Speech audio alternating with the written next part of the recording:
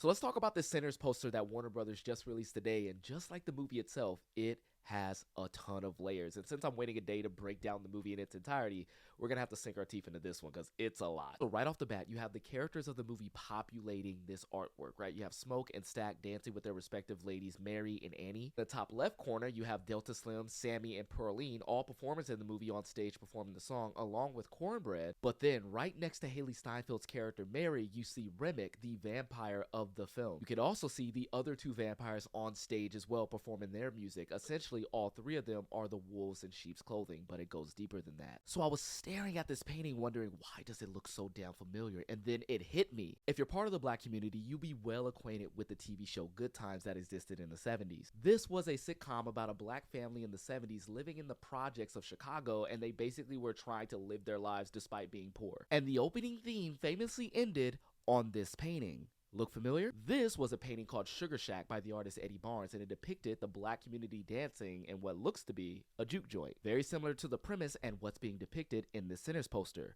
But it goes deeper than that. You see, Good Times, even though it was a funny ass comedy, it was simply a story about a family trying very hard to overcome their hardships. And they dealt with a lot of heavy things: gangs, scammers, racism, you name it. And every time there was a light at the end of the tunnel, every time they got something good going in their lives, something tragic will happen that will put them back to square one. The title Good Times was both ironic and very literal because even though they weren't really living in good times, they were still finding them despite everything that they were going through. Getting into slight spoiler territory now, is by the end of Sinners, there's a character who says despite everything that happened that night, it was still one of the best times of their lives. There's also the element of Smoke and Stack desperately trying to create something that brings joy that will get them out and make them feel free. But as we know by the end of the movie, the man who sold them this mill was actually the Grand Master of the Ku Klux Klan and wasn't planning to let them get out of this alive. They was never going to be free in the first place. If you grew up Black, chances are your family had this hanging up in their house. And the fact that this movie pays homage to that, as well as all the themes that are happening within it and the connection between the two,